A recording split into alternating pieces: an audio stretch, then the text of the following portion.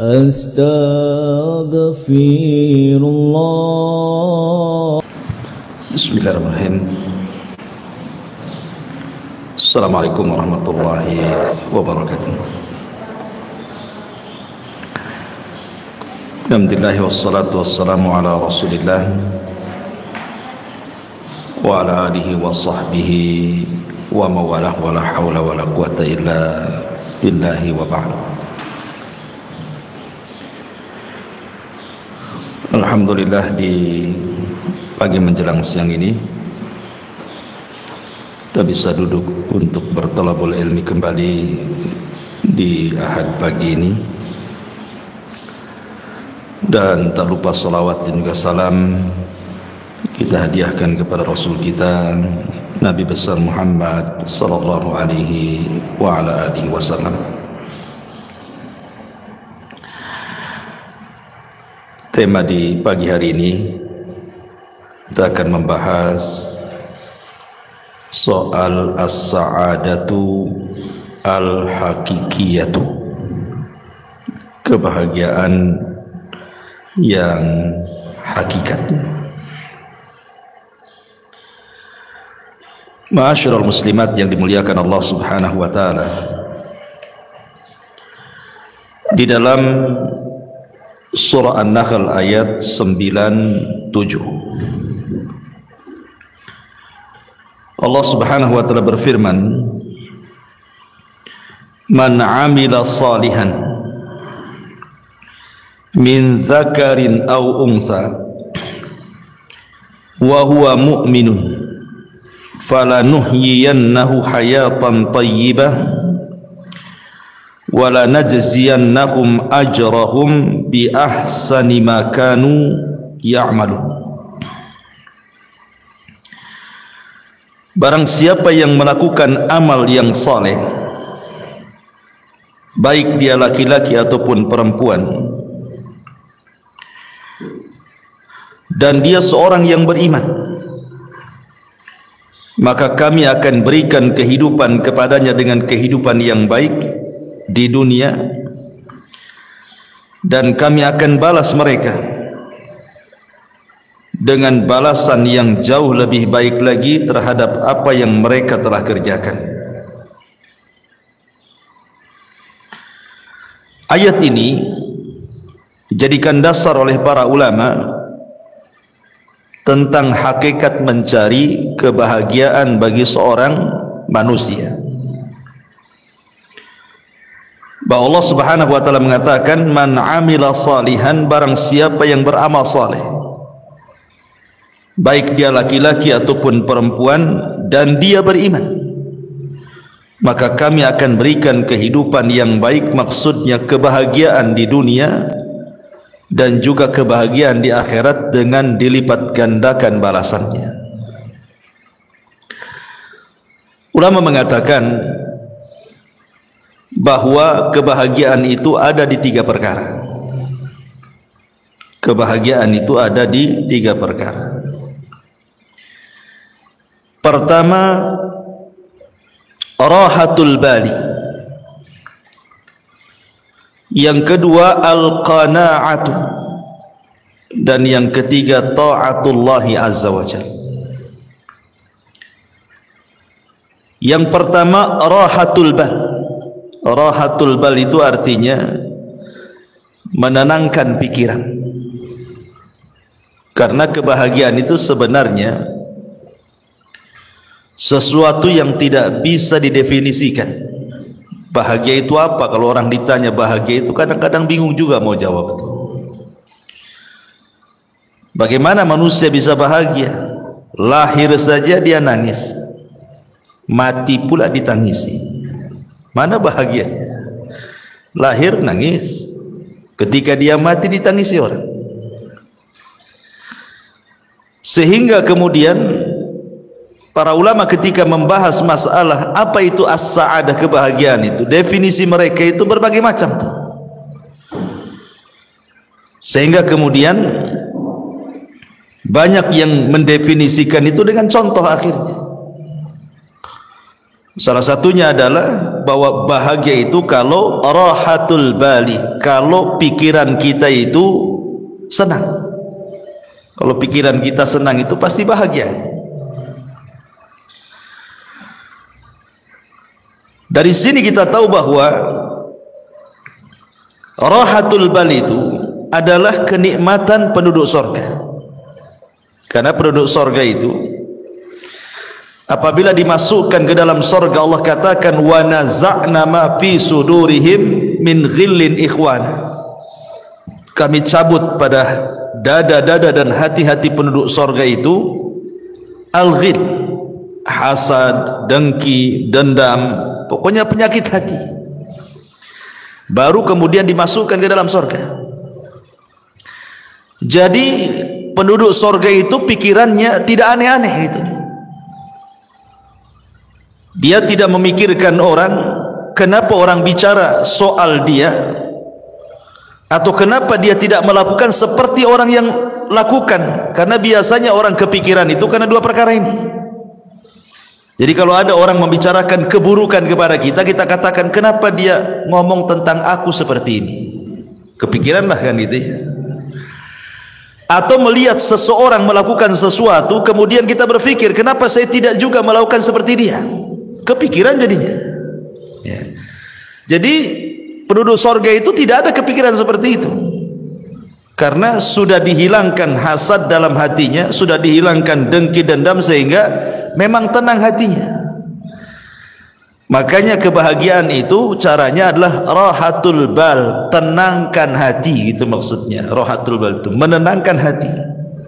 Kalau ada ucapan-ucapan yang gak enak itu tenangkan saja, jangan dipikirin gitu. Karena bukan hanya sekelas ibu ya, sekelas Aisyah Ummul Mukminin radhiyallahu anha. Aisyah Ummul Mukminin radhiyallahu anha, wanita yang paling cerdas, wanita yang paling dicintai Nabi sallallahu alaihi wasallam saja dibicarakan orang. Jadi suatu hari Aisyah Ummul Mukminin ini kebagian Qur'ah. Qur'ah itu maksudnya undian dari sekian istri si Nabi yang boleh ikut perang bersama Nabi. Karena kan tidak semua istri Nabi itu ikut perang, sehingga demi keadilan di Qur'ah diundi siapa yang berhak ikut dan siapa yang tidak berhak ikut. Aisyah radhiyallahu anha kebetulan ketika itu yang ikut perang bersama Nabi, menemani Nabi sallallahu alaihi wasallam safar dalam kondisi atau dalam keadaan berjihad, menang pulang. Lah ketika pulang itulah Aisyah radhiyallahu anha di malam hari ingin buang hajat. Karena Aisyah itu kan berada di rumah-rumahan unta. Zaman itu kan belum ada mobil ya. Wanita biasanya diletakkan di rumah-rumahan, yang rumah-rumahan itu diletakkan di punuk unta. Jadi Aisyah radhiyallahu anha ketika itu minta izin kepada pasukan untuk buang hajat tengah malam. Berangkatlah Aisyah radhiyallahu anha ke padang pasir menjauh dari pasukan. Entah karena lamanya dia buang hajat, sehingga dikiranya oleh pasukan itu Aisyah sudah pulang dan sudah kembali ke rumah-rumah di atas unta itu. Berangkatlah pasukan ini. Ketika sudah berangkat, Aisyah selesai buang hajat, rupanya ketinggalan, nggak ada orang. Tapi Aisyah ini cerdas, dia tidak mungkin menyusul pasukan, karena kalau menyusul bahaya. Mendingan dia nunggu saja di situ. Boleh jadi nanti kalau orang-orang itu tahu bahwa dia belum ada di rumah-rumahan unta itu, pasti balik lagi. Jadi Aisyahnya menunggu saja. Lah saat menunggu itulah rupanya ada seorang sahabat namanya Safwan ibn Mu'attil ketinggalan pasukan. Ketika Safwan ibn Mu'attil ini melihat Ummul Mukminin Aisyah radhiyallahu anha, kaget dia. Kenapa kok Aisyah ada di situ? Akhirnya kemudian tidak banyak bicara. Aisyah radhiyallahu anha suruh naik di atas tunggangan unta yang dibawa Safwan. Dia pun berjalan membawa pelananya sampai ke pasukan. Maka lewatlah ketika itu di hadapan seorang tokoh munafik namanya Abdullah ibn Ubay ibn Salul. ibn Sabah. Maka ketika itulah kemudian diisukan Aisyah radhiyallahu anha selingkuh dengan Safwan ibn Mu'attil. Dan dalam sekejap saja berita itu menyebar di kota Madinah bahwa Aisyah berzina dengan Safwan, Aisyah berzina dengan Safwan. Bayangkan qadarullah ketika itu Aisyah radhiyallahu anha sakit karena memang safar jauh, terlampau lama dalam peperangan sehingga jatuh sakit Aisyah. Ketika sakit, dia tidak tahu berita tentang dia di luar sana. Karena dia di dalam rumah terus kan sakit. Tidak tahu kalau di luar itu dia sedang difitnah bahwa dia selingkuh dengan Safwan ibn Mu'attil. Sementara Nabi SAW terus menunggu wahyu. Kok enggak turun-turun wahyu ini? Maksudnya kalau memang Aisyah itu berzina, kasih tahu. Maksudnya turun wahyu gitu ya. Atau kalau dia tidak berzina, ya tolong kasih tahu juga lah kan gitu. Turun wahyu juga gitu. Tapi selama sebulan itu tidak turun-turun wahyu itu. Sesak dada Nabi. Akhirnya kemudian Nabi SAW datang ke tempat Aisyah radhiyallahu anha. Bayangkan 1 bulan Rasul tidak mau menemui Aisyah. Tapi memang harus ditanyakan karena masalahnya tidak ada wahyu. Ketika kemudian sampai di rumah Aisyah, di situ ada Abu Bakar dan juga ada istrinya dan juga ada Aisyah radhiyallahu anha. Rasul belak-belakan mengatakan, wahai Aisyah, kalau engkau jujur, maksudnya kalau memang engkau melakukannya, tinggal bertobat gitu ya. Nanti Allah Subhanahu wa taala akan mengampuni dosamu. Tapi kalau engkau tidak melakukannya, pasti nanti turun wahyu dari 7 lapis langit sana bahwa engkau tidak akan melakukannya dan engkau tidak pernah melakukannya dan dustalah perkataan orang-orang itu.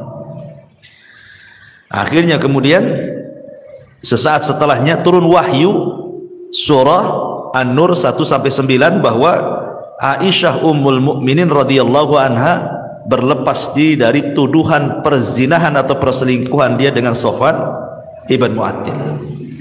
Dari sini kita tahu bahwa sekelas Aisyah radhiyallahu anha saja dibicarakan manusia. Ya.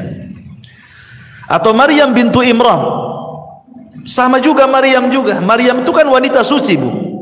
Dia tidak pernah keluar dari mihrabnya. Sampai-sampai Allah Subhanahu wa taala menjelaskan bagaimana Maryam ini kehidupannya hanya ruku sujud saja, enggak pernah kerja lain. Jadi di mihrabnya itu ibadah saja. Jadi suatu hari Maryam ini keluar buang hajat. Lah ketika buang hajat itulah rupanya Allah Subhanahu wa taala mengutus Jibril untuk menghabar gembirakan bahwa Maryam akan punya keturunan.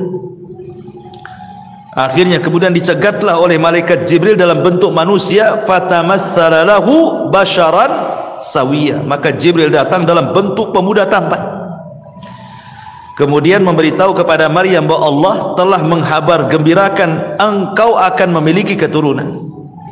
Maryam bingung, bagaimana tidak? Aku ini seorang gadis, tidak punya suami. Tidak ada wanita laki-laki yang menyentuhku.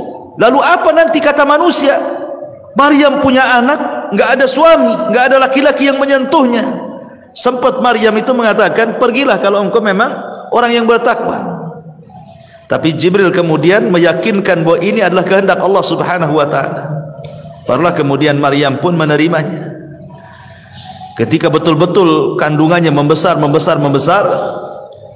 kemudian mulailah diketahui oleh manusia, maka Maryam pun kemudian keluar dari Baitul Maqdis sampai melahirkan di Baitul Lahim, ya kan? Akhirnya kemudian setelah melahirkan Isa bin Maryam, Allah berikan ketenangan kepada Maryam dengan cara apa? Dengan cara Isa yang masih bayi itu dibuat bisa bicara. Jadi kalau ditanya itu bayi siapa, maka cukup diisyaratkan ke bayi itu, nanti bayi itu yang ngomong. Dan ini salah satu mukjizat Nabi Isa, di buayan ibunya sudah bisa bicara gitu ya. Akhirnya betul ketika Maryam menggendong bayi, ya semua orang mencela itu bayi siapa kan itu. Makanya orang-orang Yahudi sampai hari ini, bukan hanya Yahudi zaman tempo dulu saja, sampai hari ini orang Yahudi itu mereka menganggap Maryam itu wanita pezina dan Isa itu anak zina. Makanya orang-orang Nasrani mengkafirkan orang Yahudi karena melampaunya orang Yahudi mencela Isa dan juga ibundanya Maryam bintu Imran. dikafirkan sama orang Nasrani, Yahudi itu, karena menghina kenabiannya. Ya. Dari sini menunjukkan bahwa kalau sekelas Aisyah radhiyallahu anha, sekelas Maryam saja tidak lepas daripada pembicaraan manusia, apalagi ibu-ibu. Makanya pentingnya rahatul bal di sini, menenangkan hati, karena sehebat apapun manusia itu pasti dibicarakan orang. Maka rahatul bal itu penting. Ya, jangan pedulikan ucapan manusia, tenangkan gitu maksudnya. Rahatul bali. Kemudian yang kedua, wal qanaatu, dan qanaah. Qanaah itu artinya rela dan redha dengan pemberian Allah Subhanahu wa taala. Rela dan redha dengan pemberian Allah Subhanahu wa taala. Karena ini yang menjadikan orang itu lebih tenang hidupnya. Jadi kalau orang itu rela, redha, apapun yang diberikan Allah pasti akan tenang. Makanya ada seorang syekh mengatakan, kalau Anda ingin tenang, lakukan 5 perkara. Kalau Anda ingin tenang, lakukan 5 perkara. Yang pertama, nikmati yang ada. Jangan pernah memikirkan yang tidak ada. Nikmati yang ada, jangan memikirkan yang tidak ada. Ibu umpamanya punya rumah, rumahnya kecil gitu ya. Kalau hujan bocor umpamanya, sempit, itu yang ada. Jangan terpikir kapan saya punya gedung, gitu maksud. Nanti stres, Bu. Jadi yang ada saja itu nikmati. Memang kalau memang tidur di atas tikar, nikmatilah, daripada menghayal tidur di atas spring bed, tapi kan hayalan itu. Enggak stres hidupnya kayak gitu tuh. Menghayal yang enggak ada, ya nikmati aja yang ada. Itulah qanaah namanya. Ini sama lah umpamanya ibu pengen apa? Pengen handphone bagus ya. Dari dulu yang jadul aja, nggak bisa layar sentuh, itu layar pencet kalau yang jadul itu ya. Kepikir pengen kayak tetangga, handphonenya bagus gitu kan, nggak usah, nikmati aja, nggak apa-apa, disentuh-sentuh sajalah di situ, nggak, walaupun nggak keluar kan, nikmati aja kan ya. Karena stres orang memikirkan yang nggak ada tuh. Ini yang pertama. Yang kedua, berpikir positif, jangan pernah berpikir negatif. Artinya pikirkan kelebihan, jangan memikirkan kekurangan. Kelebihan pada diri ibu itu apa coba? Kelebihannya apa? Sebab kalau orang selalu memikir kekurangan, stres, itu nggak qanaah tuh. Pikirkan kelebihan, jangan pikir kekurangan. Berpikir positif, jangan selalu berpikir negatif. Kemudian yang ketiga, jangan suka membanding-bandingkan. Ibu jangan membandingkan ibu dengan orang lain. Itu tidak qanaah namanya. Ya. Artinya bahwa kalau seandainya Allah Subhanahu wa taala sudah takdirkan memang ibu seperti itu, anggaplah secara ekonomi, memang suami kerjanya ya apalah, supir taksi, ojek online, GoFood atau apalah istilahnya kan. Sementara tetangga ini kok ngantor, enak, mobilnya bagus gitu ya. Jangan pernah dibanding-bandingkan. Baik ibu dengan istri dia atau suami ibu dengan suami dia. Jangan pernah dibanding-bandingkan. Karena membandingkan sesuatu itu menjadikan orang tidak qanaah.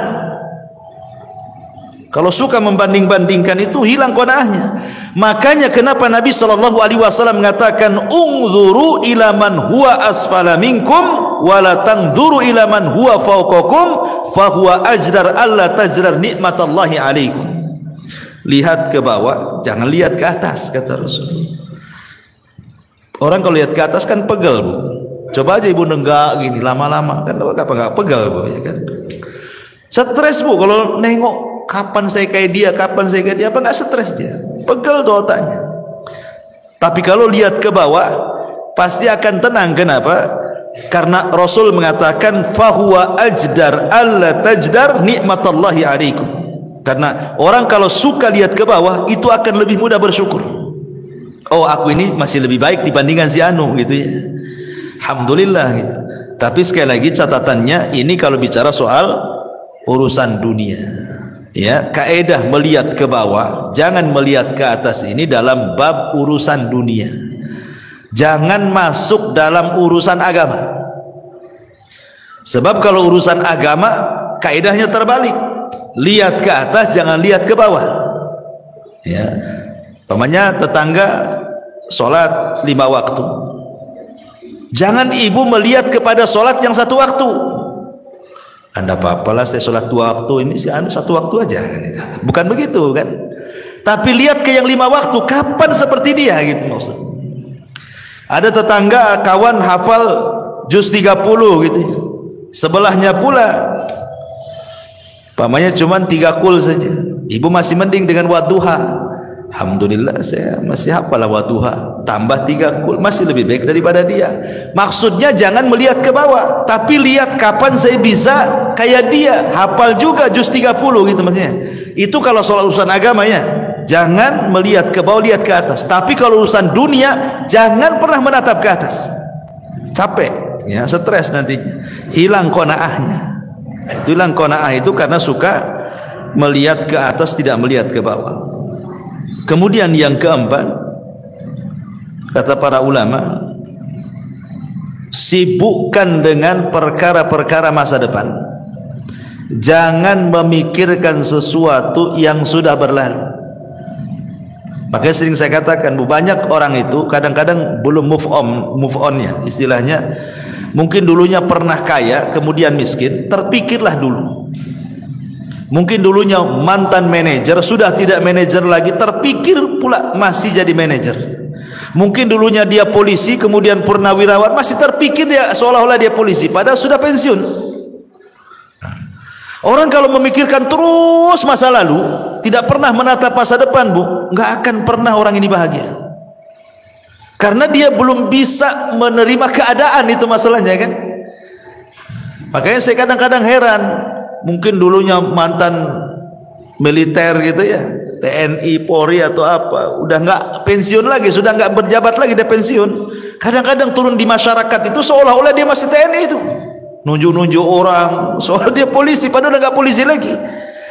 Kan berarti kan belum bisa menghilangkan kenyataan kalau dia itu sudah bukan polisi lagi, bukan manajer lagi, bukan menteri lagi, bukan itu yang kadang-kadang tidak bisa dilupakan. Makanya kenapa Nabi Shallallahu Alaihi Wasallam sampai mengajarkan doa kepada Abu Umamah itu apa? Allahumma inni a'udzubika minal hammi wal hazan. Ya Allah, aku berlindung kepadamu dari alham, kebingungan dan kesedihan. Bingung masa depan, sedih masa lalu, gitu maksudnya. Sedih ini karena memikirkan masa lalu, bingung itu karena memikirkan masa depan. Karena manusia itu kan tidak lepas daripada bingung, stres, sedih. Ya sedih memikirkan masa lalu, stres sekarang ini memikirkan masa sekarang, bingung apa yang harus dilakukan besok gitu kan. Itulah manusia di antara 3 perkara ini. Makanya supaya kita qanaah, jangan memikirkan sesuatu yang sudah berlalu, tatap masa depan supaya lebih qanaah. Ya sudahlah, sudah takdirnya. Yang penting saya pernah kaya dulu, kan itu ya. Yang penting saya sudah pernah jadi pejabat, sudah merasakan, saya sudah tahu semua. Kan enak tuh kalau ngomong gitu ya. Kemudian yang terakhir, kata para ulama di sini, sibukkan memikirkan diri sendiri, jangan pernah sibuk memikirkan orang lain. Ini penting. Sibukkan saja. Nggak usah ibu mikir ini menteri keuangan nih, nggak usah. Apa yang ibu mikir menteri keuangan pula? Ya, ibu mikir keuangan sendiri saja lah. Kok mikir pula menteri keuangan, menteri ini, pusing ya. Makanya itu kalau banyak nonton YouTube berita ini kan, akhirnya pusing tuh. Sudahlah, mikir diri sendiri saja, nggak usah mikir-mikir menteri ini menteri itu, itu korupsi, stres Bu. Ya, mikir sendiri, diri sendiri itu bagaimana supaya lebih berkembang lagi, lebih manfaat lagi. Gak usah mikir-mikir orang. Karena ini kalau orang terus mikir terus orang, ganggu urusan orang, sementara dia lupa bahwa dirinya juga banyak kekurangan gitu ya, itu tidak qanaah orang itu. Makanya ini penting ya. Ini yang kedua, kalau ingin bahagia terapkan yang kedua, al-qanaah. Ya, pertama rohatul bal, tenangkan hati. Yang kedua qanaah, redha dengan pemberian Allah Subhanahu wa taala. Kemudian yang ketiga juga taatullahi azza wajalla. Berusaha untuk mentaati Allah Subhanahu wa taala. Orang yang paling bahagia itu, Bu, adalah orang yang paling dekat dengan Allah. Saya contohkan. Ketika Nabi sallallahu alaihi wasallam berada di puncak kesedihan, Rasul itu pernah mengalami puncak-puncaknya kesedihan yang disebut dengan Amul Hazni. Jadi tahunnya saja sampai disebut tahun kesedihan. Saking sedihnya sekali Nabi itu sampai tahunnya disebut Amul Hazni. Bayangkan, di tahun yang sama Abu Thalib meninggal dunia. Kemudian setelah Abu Thalib meninggal dunia, disusul istri tercintanya Khadijah bintu Khuwailid. Kemudian belum selesai Khadijah meninggal, datang pula 8 kabilah Quraisy mengancam Nabi, kalau sampai melakukan dakwah, melanjutkan dakwanya akan dibunuh. Akhirnya Nabi SAW ke Taif. Sampai di Taif dilempari batu lagi. Itu memang momen-momen tersedih bagi Nabi SAW. Tapi Nabi SAW berusaha untuk berdoa kepada Allah dan mengatakan, illam takun alayya sakhatun fala ubali. Kalau ini bukan dalam bentuk azabmu kepadaku ya Rabb, aku tidak peduli.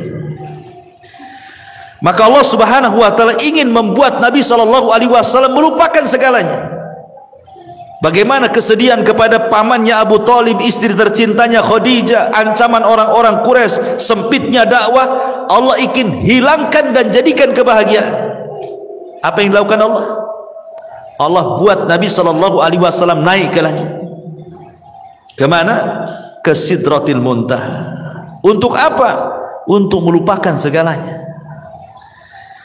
Artinya Nabi ingin didekatkan kepada Allah. Ya kan, semakin tinggi kan semakin dekat, karena Allah kan berada di atas ketinggian. Ketika Nabi SAW dalam kondisi sulit sesulit apapun, Allah berikan secercah kebahagiaan dengan cara didekatkan dia kepadanya. Maka terjadilah peristiwa dalam sejarah yang disebut dengan Isra dan juga Mi'raj. Untuk apa? Membahagiakan Nabi supaya tidak sedih lagi, didekatkan kepada Allah sampai di Sidratil Muntaha. Kemudian disyariatkan satu ibadah yang dengan ibadah itu membawa kebahagiaan. Salat itulah ibadah yang membawa kebahagiaan. Kenapa? Karena disyariatkan di langit. Salat itu di dekat Allah Subhanahu wa taala. Makanya dalam salat itu ada satu gerakan yang menunjukkan penghambaan diri seorang hamba kepada Allah. Apa itu? Sujud. Wajah ini, kalau ibu anggota badan ibu dari atas kepala sampai kaki, yang paling mulia itu wajah. Yang paling mulia. Makanya kalau ditampar wajah orang itu, maka akan berbekas sakit hatinya. Beda kalau dipukul paha, dipukul apa kan, nggak berbekas. Tapi kalau udah wajah diludahi, ditampar, itu kan sakit hati luar biasa. Kenapa? Karena memang dari semua anggota badan yang paling mulia itu adalah wajah. Ya. Sementara tanah itu ada sesuatu yang sangat hina kan gitu, karena diinjak manusia. Tanah yang bumi yang kita injak itu kan rendah karena diinjak kaki. Ketika ibu kemudian meletakkan sesuatu yang sangat mulia, diletakkan di sesuatu yang sangat rendah, itu menunjukkan apa? Penghambaan namanya. Ya kan? Wajah ini mulia, tanah ini hina karena diinjak kan. Jadi ibu meletakkan sesuatu yang mulia kepada sesuatu yang hina hanya untuk menghambakan diri kepada Allah. Makanya disitulah Allah Subhanahu wa taala akan hubungkan tali dia dengan hambanya saat sujud itulah. Makanya solat disebut solat karena silatun bainal abdi wa rabbih. Dia adalah penyambung tali antara hamba dengan Allah. Makanya kalau orang solat, maknanya dia sedang mendekatkan diri kepada dalam sujudnya. Ketika itulah kebahagiaan Allah turunkan. Dalam kondisi apapun Rasul itu kalau ada masalah yang tidak bisa keluar dari sebuah masalah, pasti Rasul akan solat. Rasul itu kalau ada masalah pasti sholat. Sebagaimana Aisyah radhiyallahu anha mengatakan, "Kana an-nabiy sallallahu alaihi wasallam idza hajabahu al-amr fazi'a ila shalah." Rasul itu kalau datang perkara yang sangat menyulitkan bagi kehidupannya, bersegera dia sholat. Karena dia tahu bahwa sholatlah yang akan mengurai permasalahan. Sebagaimana yang pernah saya ceritakan kepada ibu-ibu kan, ada seseorang ibu itu yang minta fatwa kepada seorang syekh. Ya syekh, saya punya anak ini hidupnya nggak pernah bahagia dari kecil sampai dia dewasa. Ya. Setelah dia dewasa masuk ke pekerjaan, asik masalah saja pekerjaannya, keluar masuk pekerjaan. Kemudian soal perjodohan pun sama, sampai sekarang pun dia tidak dapat jodohnya. Kemudian masalah kesehatan pun sama. Sekarang anak saya ini stroke. Ya. Sudah masalah ekonomi masalah, masalah jodoh masalah, masalah kesehatan pula masalah. Jadi kata ibunya itu seolah-olah anak saya itu dari kecil sampai sekarang nih tidak pernah tersentuh dengan kebahagiaan. Apakah anak saya tersihir wahai syekh? Itu pertanyaan ibu ini. Jangan-jangan anak saya tersihir wahai syekh. Bisa enggak kau meruqyah anak saya katanya. Tapi syekh ini mengatakan, pertanyaan satu saja, apakah anakmu sholat? Itu pertanyaan saya. Saya tidak mengatakan nanti saya ruqyah coba mungkin ada jinnya gitu. Tidak, yang ditanyakan pertama kali, apakah putramu sholat? Maka ibunya mengatakan, tidak ya syekh, putraku tidak pernah sholat. Apakah dia seorang muslim? Ya, dia seorang muslim. Artinya kenapa dia nanya seorang muslim? Kalau orang kafir kan tidak perlu ditanya sholat kan itu ya. Apakah dia seorang muslim? Ya, dia seorang muslim. Kenapa dia tidak sholat? Wallahu a'lam. Maka syekh mengatakan, jangan-jangan kesulitan hidup dia sejak kecil sampai dia terbaring stroke itu bukan karena apa-apa, karena dia tidak sholat. Itu jawaban. Jadi apa yang harus aku ruqyah katanya. Kemudian syekh membentangkan sedikit soal sholat. Dia jelaskan sama ibu ini, begini ya bu ya, sholat itu adalah penghubung kita dengan Allah. Jadi kalau kita sholat itu kita sedang menghubungkan tali kita dengan Allah Azza wa Jalla. Sekiranya tali yang kita hubungkan dengan Allah itu putus, maka putuslah hubungan kita dengan Allah. Ketika Allah tidak berhubungan lagi dengan kita, mungkinkah Allah membantu kita? Tidak mungkin ya. Maka solatlah, kata syekh ini, solatlah. Sebab kalau seandainya anda solat, berarti anda sedang menghubungkan tali anda dengan Allah. Ketika terhubung tali itu dengan Allah, maka yakin Allah subhanahu wa ta'ala akan menolong anda. Kemudian syekh mengatakan, coba bayangkan kalau putramu ini bangun di pagi hari dan dia tidak solat subuh, berarti dia memulai dengan aktivitas hari itu dengan laknat Allah Azza wa Jalla karena melakukan dosa besar ya.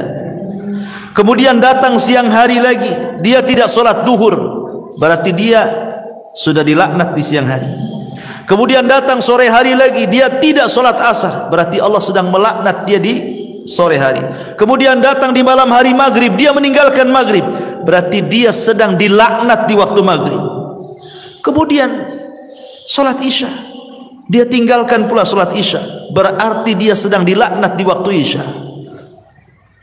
Kata syekh, bagaimana orang akan bahagia sementara awal aktivitas hidupnya diawali laknat dan sebelum tidur pula dia dilaknat katanya. Mana bahagianya? Gimana coba? Awal dilaknat, akhir pula dilaknat. Maka wajar anakmu tidak akan bahagia. Maka syekh mengatakan, suruhlah dia sholat. Dari sini kita tahu bahwa ketaatan kepada Allah Subhanahu wa taala itu salah satu penyebab orang bahagia.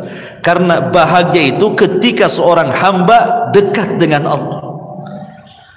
Ketika Nabi SAW sedang kesulitan, diberikan kebahagiaan dengan cara apa? Didekatkan dengan Allah, diangkat naik ke langit, didekatkan sampai di Sidratil Muntaha. Maka hilanglah keperitan hidup Nabi SAW, sehingga ketika turun setelah peristiwa Isra Mi'raj, semangat lagi dia hidupnya, semangat lagi.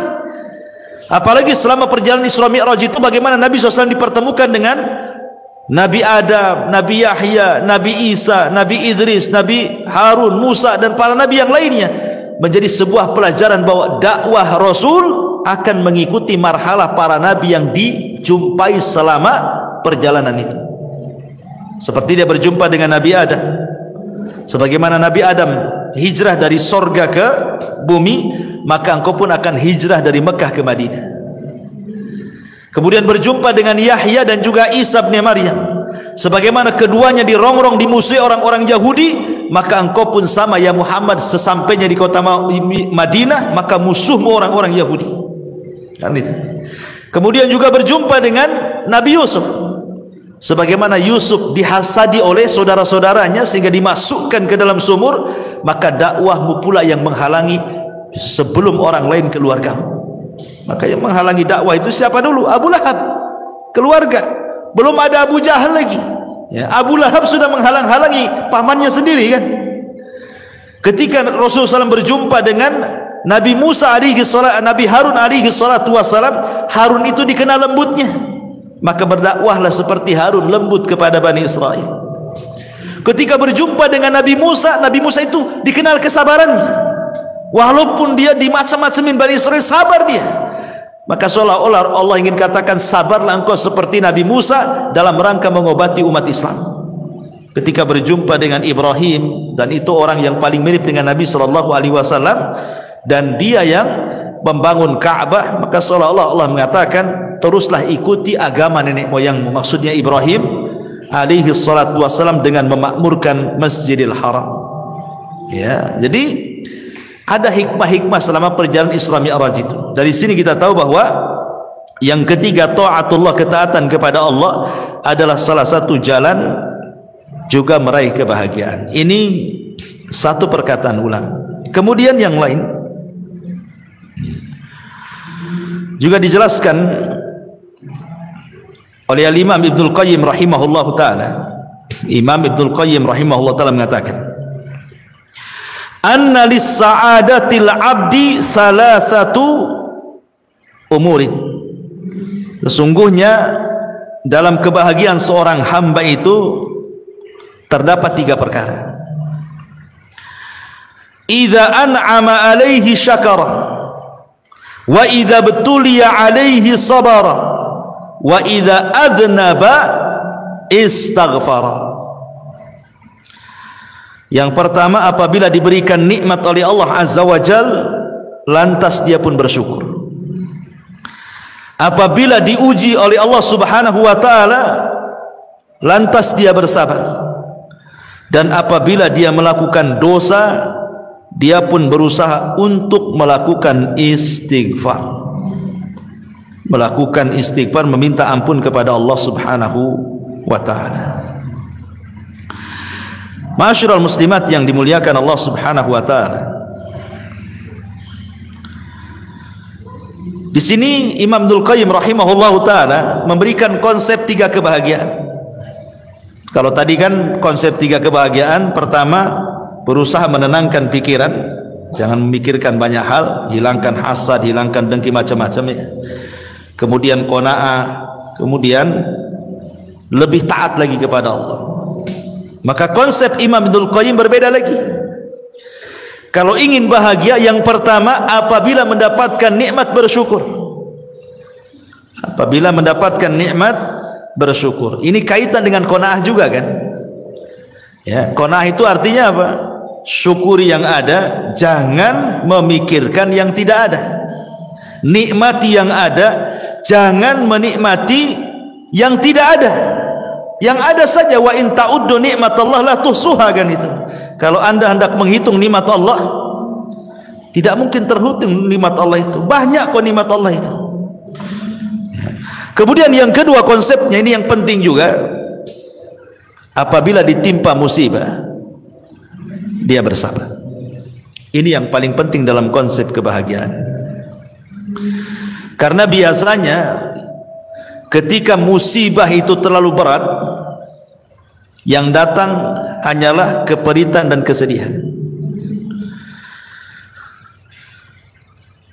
Sering saya katakan, Bu, dalam beberapa kajian di sini kan, bahwa pada setiap perkara yang ada kebahagiaan, pasti di situ ada kesedihan. Perkara-perkara yang ada kebahagiaan di sebuah perkara, pasti terselip kesedihan di situ. Itu sudah matematika tuh, 1 tambah 1 2 tuh. Contoh, ibu bahagia dengan suami, yang punya suami. Tetapi di balik kebahagiaan ibu suka senang dengan suami itu, pasti suatu ketika ada kesedihan. Tatkala ibu bermasalah dengan suami, ya, atau uang bulanan kurang, sedih. Padahal ada duit dia, kok nggak dikasih saya, katanya. Artinya di sela-sela kebahagiaan itu pasti ada kesedihan tuh. Nengok anak-anak nih, nampak seneng lah anak-anak, apalagi yang masih lucu-lucu ya, usia 4-5 tahun gitu kan, masih lucu-lucunya tuh. Senang kita nengok anak-anak tuh. Tapi ketika anak itu sakit arah gitu kan, sedihlah kita di situ. Jadi mana-mana tempat ada kebahagiaan, pasti terselip kesedihan di situ. Pasti, ya. Atau ketika ibu melihat harta, ibu punya mobil, punya rumah, punya uang gitu kan senang itu. Karena itu juga salah satu penyumbang kebahagiaan kan gitu ya. Siapa bilang mobil itu tidak menyumbang kebahagiaan? Masih enak naik mobil daripada jalan kaki kan, Bu?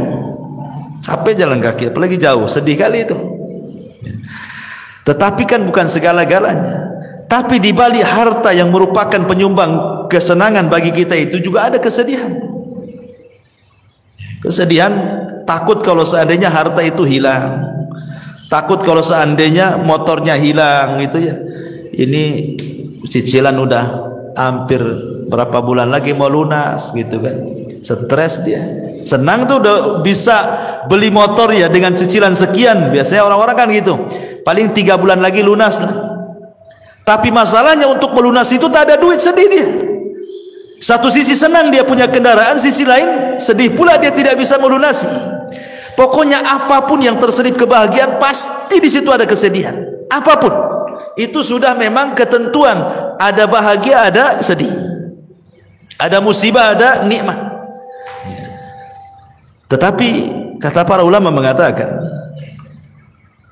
walaupun demikian, ya, seseorang itu harus memahami bahwa setiap kebahagiaan ada kesedihan, nanti Allah akan balik lagi. Setiap kesedihan itu pasti ada kebahagiaan. Kenapa demikian? Karena Allah Subhanahu wa taala mengatakan di 2 ayat pertama, wa tilkal ayyam nudawiluha bainan nas. Yang namanya hari itu diputar, Bu. Tidak mungkin Allah menciptakan dalam satu kondisi, tidak mungkin juga Allah menciptakan dalam kondisi yang lain.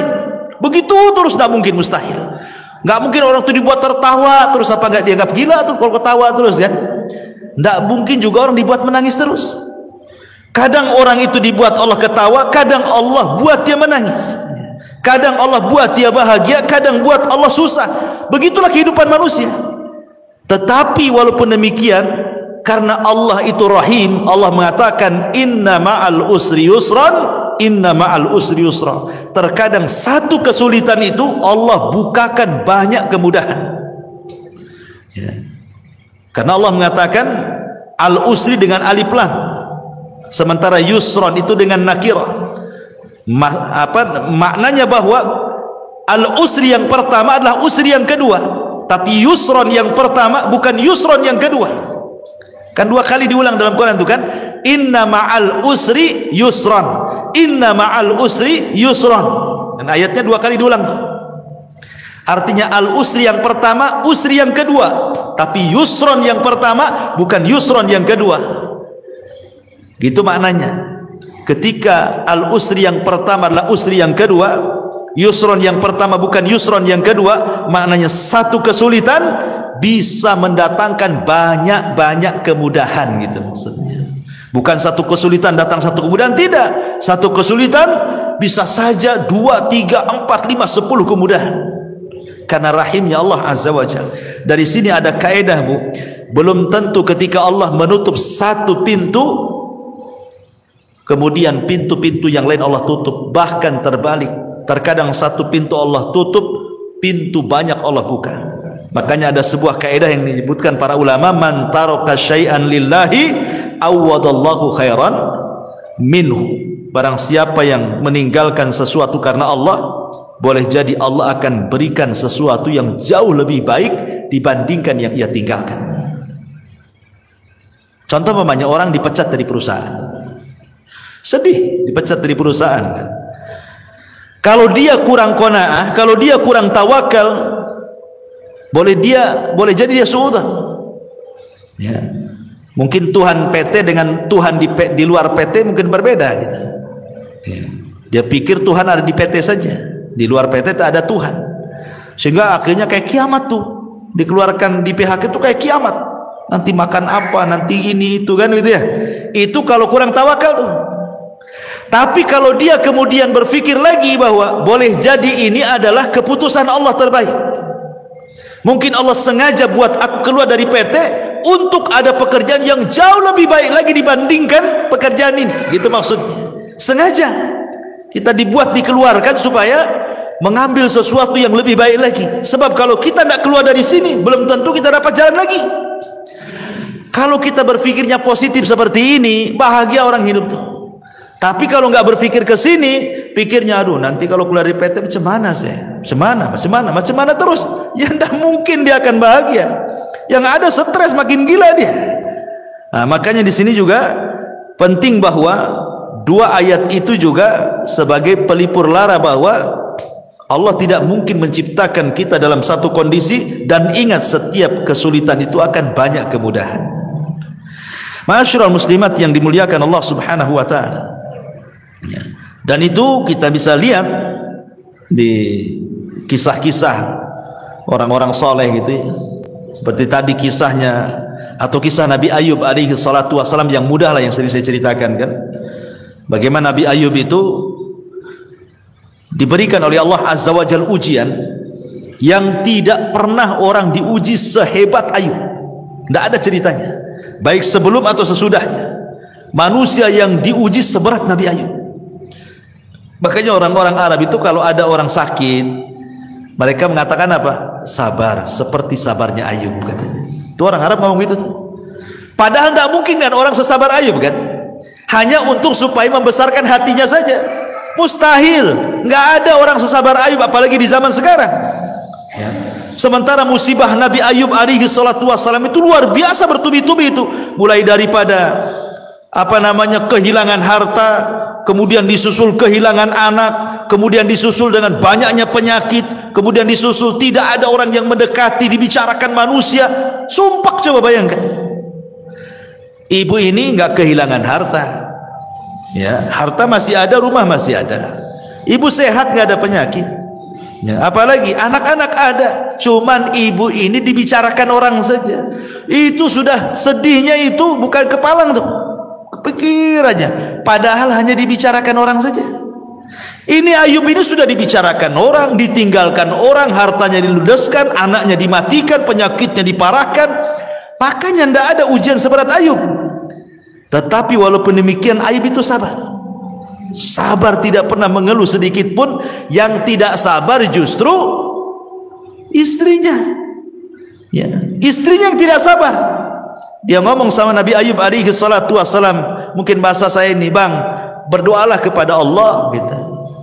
Kok ini sudah lama sakit ya, sudah lama sakit, kok seorang Nabi, saya yakin kalau engkau berdoa kepada Allah pasti Allah akan kabulkan doamu. Jadi istri mendorong supaya Ayub berdoa kepada Allah untuk dibalikan nikmatnya. Tapi subhanallah, lihat bagaimana Ayub ini mengajarkan kepada kita syukur ya. Dia mengatakan kepada istrinya, coba pikirkan berapa lama Allah berikan nikmat kepada kita. Berapa lama? Kata istrinya 70 tahun.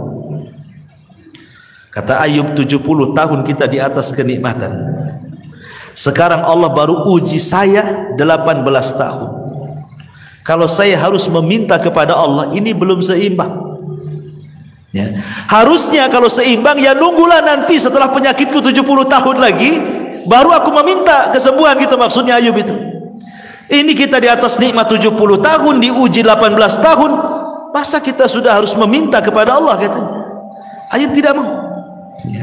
Tapi ketika kemudian ada dua orang temannya Ayub yang berbincang-bincang soal Ayub dan mengatakan jangan-jangan Ayub itu diberikan penyakit oleh Allah, itu bukan penyakit biasa, itu penyakit kutukan, katanya. Kata kawannya, kok bisa kau bilang penyakit kutukan? Iyalah, kalau bukan kutukan apa namanya? Masa satu cuil penyakit pun tidak ada tanda-tanda kesembuhan, katanya. Kalau bukan kutukan apa namanya? Kedengaranlah kalimat ini ke telinga Ayub. Makanya Ayub mengatakan, Rabbi inni massaniya dhur wa anta arhamur rahimin. Ya Rabb, aku tahu engkau yang memberikan madarat ini kepadaku, tapi aku tahu juga bahwa engkau adalah zat yang maha pemberi kasih sayang dari hamba-hambamu penyayang. Maknanya seolah-olah Ayub mengatakan, ya Rabb, aku tahu bahwa engkau yang memberikan madarat ini kepadaku, tapi aku yakin tidaklah engkau memberikan madarat kepadaku kecuali karena sayangmu kepadaku. Itu maksudnya. Lihat bagaimana ada berdoa Ayub saja tidak dirinci penyakitnya. Menunjukkan apa? Menunjukkan Ayub itu tidak tasahud. Tasahud itu artinya menolak takdir, kayak kita kan ngomel-ngomel sama Allah. Enggak. Ayub kan tidak merinci kan musibahnya, dia hanya mengatakan, aku tahu ya Rabb, engkau yang menimpakan penderitaan ini. Lain kalau kita ngomong, ya Allah, anak saya sudah mati, ya, dirinci kalau kita doa itu kan. Ini rumah juga bocor-bocor kan itu, ya, ini usaha juga lagi sulit. Itu kalau doa kita itu dirinci, itu susahnya kita ini dirinci, ya kan. Ya, kalau bisa itu 10 rincian disebut semua tuh, ya. Nabi Ayub tidak dirinci. Dia hanya mengatakan, ya Rabb, aku tahu kau yang menimpakan derita ini. Titik sampai di sini. Karena Allah sudah tahu gitu, tidak perlu dirinci, Allah sudah tahu kan itu. Dan itu ada berdoa namanya. Ya, Allah sudah tahu, sudah paham gitu. Makanya sejak itulah Allah Subhanahu wa taala kabulkan permintaan Ayub dan Allah kembalikan nikmatnya. Dan ini dari sini ada kaidah bahwa barang siapa yang meninggalkan sesuatu karena Allah, pasti Allah akan ganti sesuatu itu yang jauh lebih baik lagi, ya. Karena orang di depan musibah itu kan terbagi menjadi 3, Bu, ya. Yang pertama tasahud, tidak redha, tidak rela, kemudian mulutnya ini ngomong macam-macam, ya. Ini seburuk-buruknya orang ini nggak akan bahagia selamanya. Yang kedua, dia berusaha untuk rela, redha, ikhlas gitu ya. Tapi terkadang kalau disentuh hatinya keluar juga dia. Jadi pura-pura sabar saja, tapi kalau diajak bicara keluar semua keluhannya. Ya, tapi masih mendingan lah dibandingkan orang yang pertama. Kemudian yang ketiga, orang yang betul-betul ikhlas, betul-betul redha, lisannya pun dia tidak pernah mengeluh, ya. Bahkan dia sanggup mengucapkan alhamdulillah. Itulah sebahagia-bahagia manusia ketika dia bisa sabar, bisa rela, bahkan bisa mengucapkan alhamdulillah di depan musibah yang dialaminya. Kemudian ini diantara perkataan Ibnul Qayyim. Kemudian yang ketiga, wa idza adnaba istaghfara, dan apabila berdosa dia segera melakukan istighfar.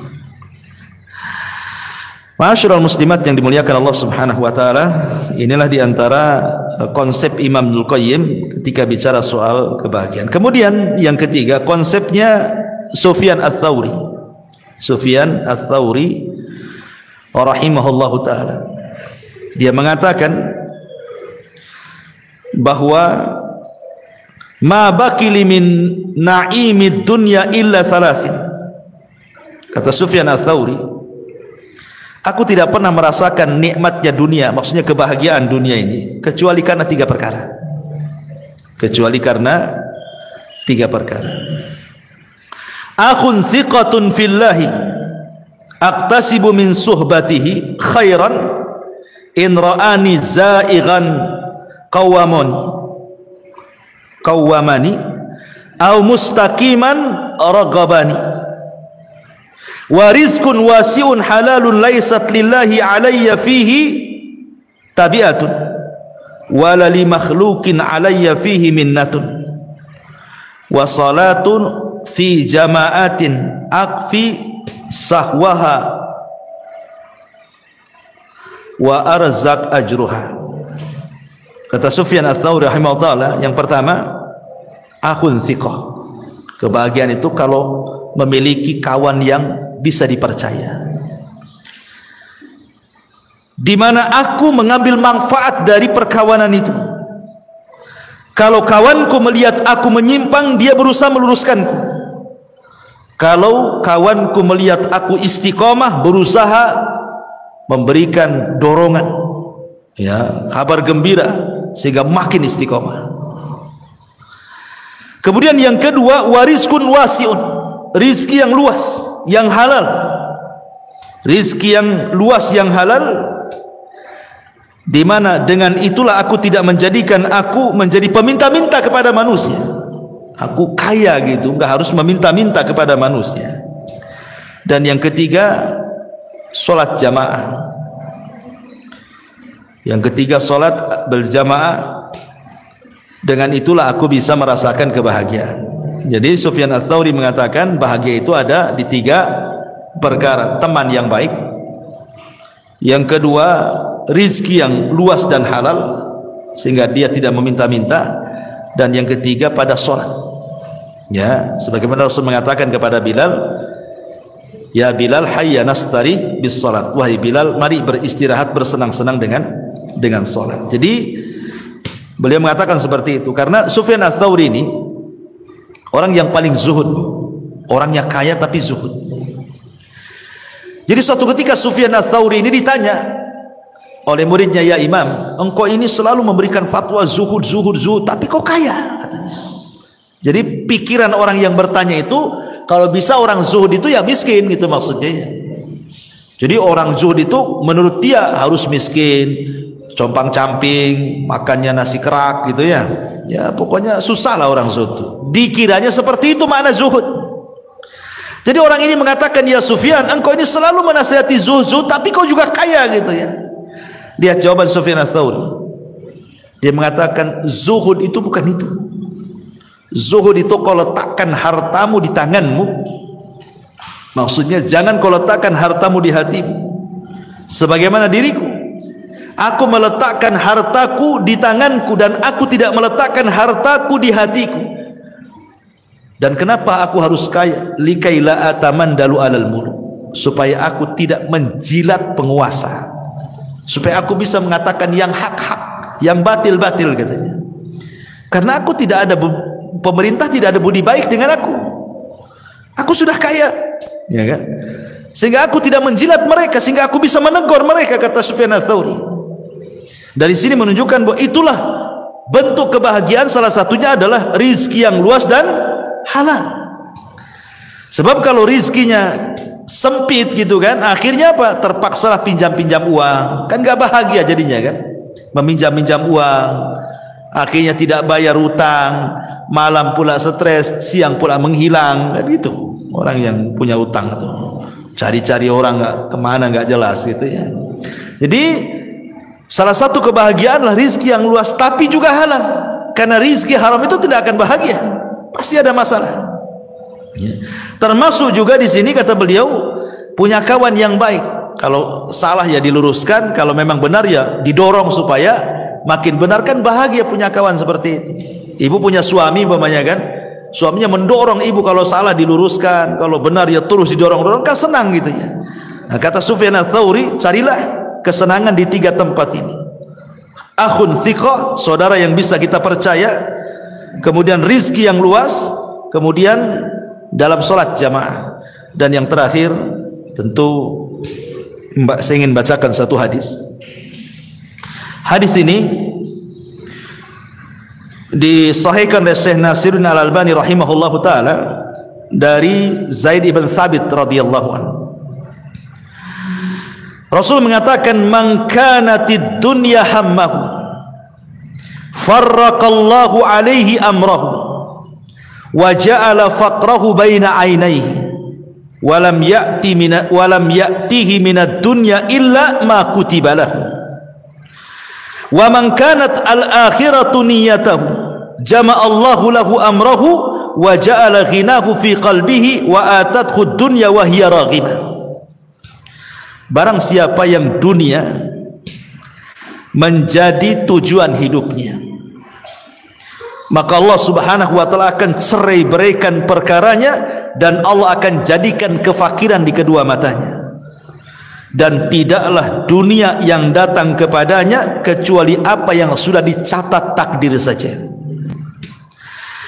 Tetapi barang siapa yang akhirat adalah niat hidupnya, maka Allah subhanahu wa ta'ala akan kumpulkan perkaranya, dan Allah akan jadikan kekayaan dalam hatinya, dan Allah akan datangkan dunia kepadanya sementara dia menolaknya.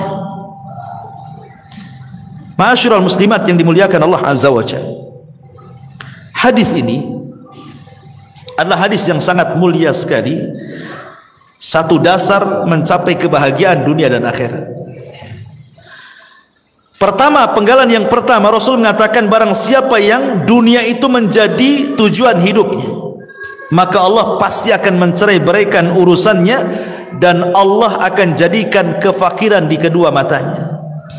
Kemarin kita sudah jelaskan, Bu, ada orang kaya diazab dengan kekayaannya, bahkan seolah-olah lebih miskin dibandingkan orang-orang yang sudah jelas miskin.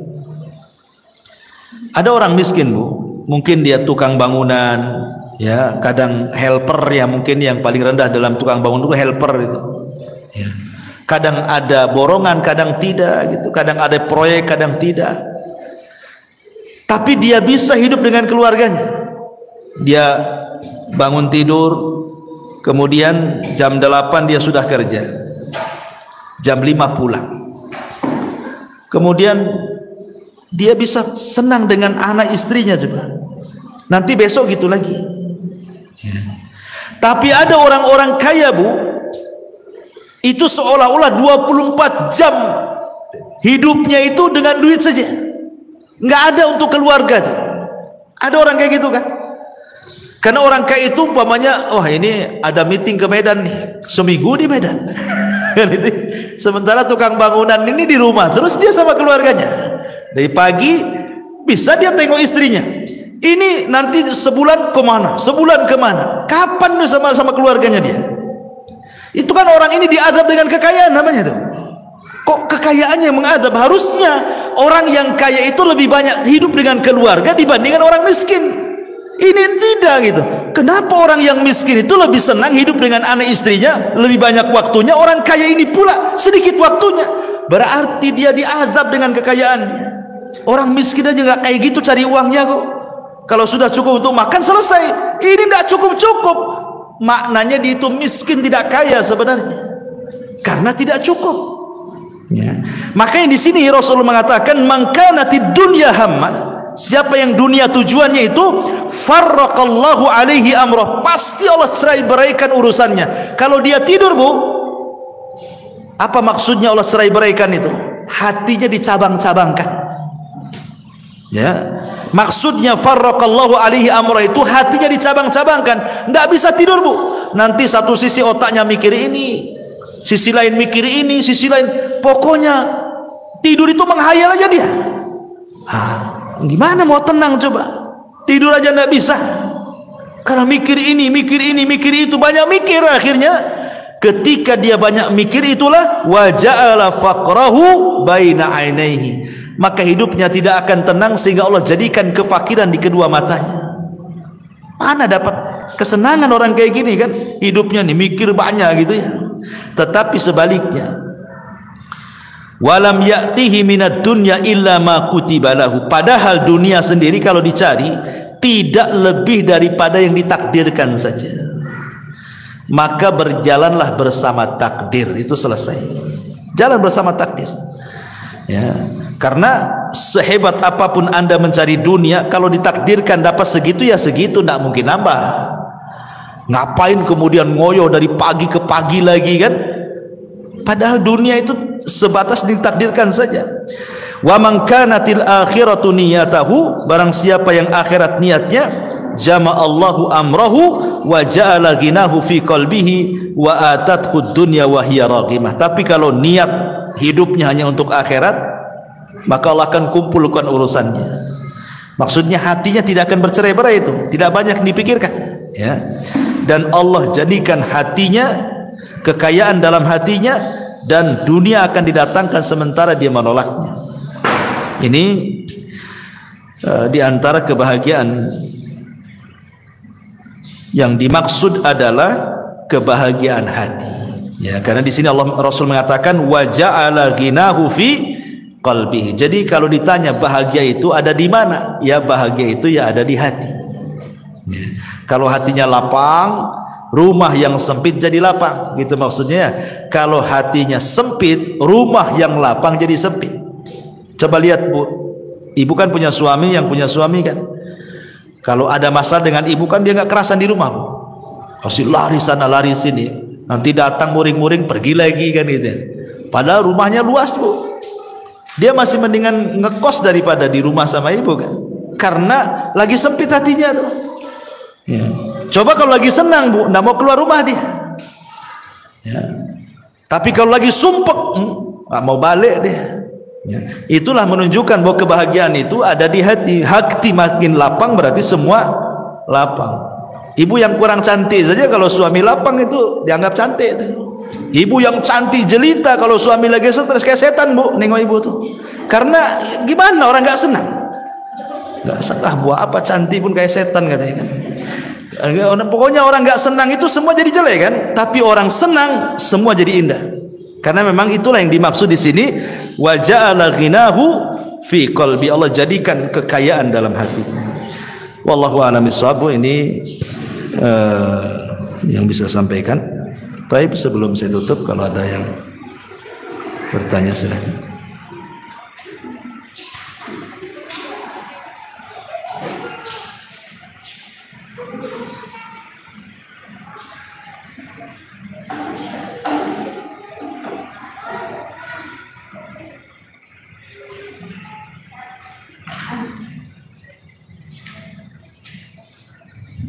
Ya.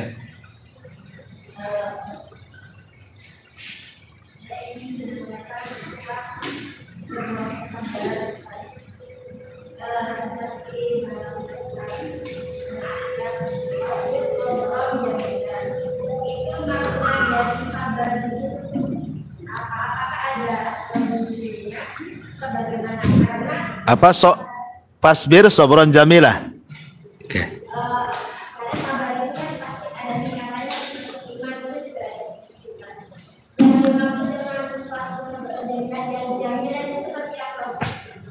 Iya. Aisyah radhiyallahu anha ketika disidangkan oleh Nabi sallallahu alaihi wasallam, ketika kisah tadi yang saya ceritakan ya, difitnah berzina dengan Safwan ibn Mu'attil. Jadi Aisyah radhiyallahu anha itu sedang berada di kasurnya terbaring. Dan ingat Aisyah ketika itu masih kecil. Ya, masih kecil. Maksudnya untuk menghadapi perkara besar itu belum sanggup. Kan dia masih kecil. Ya, Rasul kan sudah tua ya kan. Kemudian di sampingnya ada Abu Bakar dan Ummu Ruman ibunya. Kemudian Nabi SAW bertanya, wahai Aisyah, wa in kunti lamamti bidzambin fastaghfirillah. Aisyah, kalau memang kau melakukannya, maksudnya berzina dengan Safwan ibn Mu'attil, akui saja. Karena kalau tobat pasti Allah terima tobatnya. Tetapi kalau tidak melakukannya, yakin Allah pasti akan membebaskan kamu dari 7 lapis langit sana. Aisyah radhiyallahu anha ini heran, kenapa Nabi SAW memberikan 2 soalan yang salah satunya seolah-olah terpengaruh dengan orang munafik. Kan ini soalan yang sulit dijawab. Ngaku atau tidak? Kan begitu pertanyaannya. Ya. Ngaku atau tidak? Kalau ngaku bertobat, kalau tidak sabar. Ketika Rasul mengatakan kalau engkau melakukannya, ini kan kesannya membenarkan isu-isu orang-orang munafik di luar. Makanya Aisyah radhiyallahu anha tidak bisa menjawab gitu kan. Dikasih dua soalan seperti ini. Aisyah hanya melirik siapa? Abu Bakar, dan mengatakan, ajibi anni ya abi, wahai bapak aku, tolong jawab pertanyaan Nabi. Kata Abu Bakar, apa yang harus ku jawab? Katanya. Abu Bakar menangis. Kemudian Aisyah menengok ibundanya Ummu Ruman, tolong ibuku jawablah pertanyaan Nabi. Ibunya pun tidak bisa menjawab, menangis juga ibunya. Jadi Aisyah radhiyallahu anha ini merasa tidak ada pembelaan di situ. Ya. Bapaknya tidak membela dia, ibunya tidak membela dia gitu. Dia harus menanggung fitnah dari luar. Aisyah radhiyallahu anha langsung mengambil selimut, namanya anak-anak. Dia mengatakan, kalau kalian tidak ada pembelaan kepada aku, katanya, aku hanya teringat dengan doanya bapaknya Yusuf, Yakub. Dia mau ngomong Yakub itu lupa. Ya, kan bapaknya Nabi Yusuf kan Yakub. Lupa dia mau ngomong Yakub itu. Sehingga dia mengatakan bapaknya Yusuf. Karena masih muda Aisyah sehingga lupa gitu mau bilang Yakub itu. Kecuali aku teringat dengan perkataan ayahnya Yusuf, maksudnya Yakub. Fa sabrun jamil wallahu, dan sabar itu indah, dan Allah akan menyingkap setiap orang-orang yang telah memfitnah. Di sini ada kalimat apa? Fa sabrun jamil. Kata Aisyah radhiyallahu anha, aku hanya teringat ucapan ayahnya Yusuf mengatakan fa sabrun jamil wallahu musta'anu ala ma tasifun. Sungguh sabar itu indah. Maknanya apa? Apalagi yang harus dilakukan coba? Kecuali sabarlah. Ya. Apa yang bisa dilakukan kalau sudah seperti ini? Ya sabar kan gitu ya. Ibu ditimpa musibah, emang bisa apa dengan musibah itu kalau selain dari sabar kan? Ditinggal mati suami umpamanya. Emang dengan cara teriak-teriak tiba-tiba suaminya bangun lagi dari kuburan? Bukan makin senang bu, ibu makin kabur kalau suami bangkit lagi dari kuburan tuh. Apalagi malam-malam kan gitu ya. Artinya kan tidak bisa dengan cara apapun ya menghadapi musibah, cuma satu, sabar. Itu yang paling indah tuh. Karena dengan sabar itulah bisa melupakan kesedihan. Makanya sabar itu indah. Karena bisa melupakan kesedihan. Sebab kalau tidak sabar tidak indah hidupnya. Pasti akan rungsak seluruh hatinya kan. Nah itulah makanya kenapa sabar itu indah. Karena pada setiap kesabaran itu pasti ada keindahan. Tapi kalau tidak sabar nggak akan indah hidupnya. Stres terus ya. Wallahu a'lam. Dah? Iya.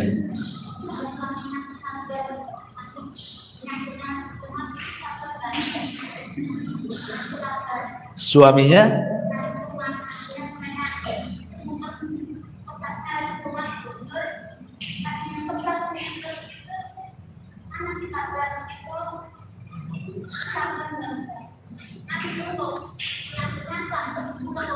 ngeluh.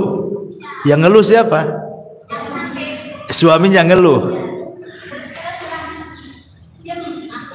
Istrinya ngasih nasihat, sabar gitu. Malah marah dia. Oh. Suaminya emosi. Iya, maksudnya kan suaminya sakit, kemudian ngeluh, istrinya nasihati, sabar bang. Abangnya marah, diam, nggak usah ngomong kan gitu kan? Oh, ibu yang ya janganlah, udah sakit ketipa tangga itu. Udah sakit makin sakit hati dia.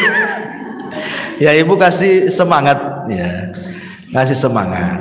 Ya nanti sembuh. Ya, tapi jangan omongan saja.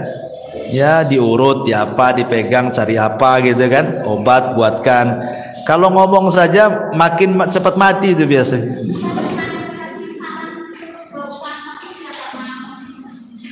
Oh dia nggak mau berobat. Ya suruh berobat ya. Berobat itu kan wasilah kesembuhan. Nggak boleh tawakal saja. Karena Allah itu memberi kepada yang berusaha, bukan kepada yang berdoa. Itu kaidah. Allah itu memberi kepada yang berusaha, bukan kepada yang berdoa. Kalau berdoa saja ya Allah, nggak akan diberi. Tapi kalau habis berdoa dia usaha, Allah kasih. Ini ada anak muda nih, masuk ke masjid berdoa, ya Allah kasihlah anak yang soleh. Kasih anak soleh? Tidak, kawin aja enggak. Mana mau dapat anak? Usaha kawin dulu baru dapat anak kan gitu. Jadi Allah itu memberi ke yang berusaha, bukan kepada yang berdoa. Maka sarankan jangan berdoa terus, usaha juga. Berdoa minta kesembuhan, ya makan obat juga gitu maksudnya. Atau terapi-terapi apa gitu ya, karena doa itu tidak menghilangkan akhdhu bil asbab, mengambil sebab ya. Ya Bu, saya kira cukup lah. Ini sudah jam 10, saya harus ke Batam Center. Mudah-mudahan ada manfaatnya. Subhanallahi bihamdika, asyhadu an la ilaha illa anta, astaghfiruka wa atubu ilaik. Allahu ta'ala. Assalamualaikum warahmatullahi wabarakatuh.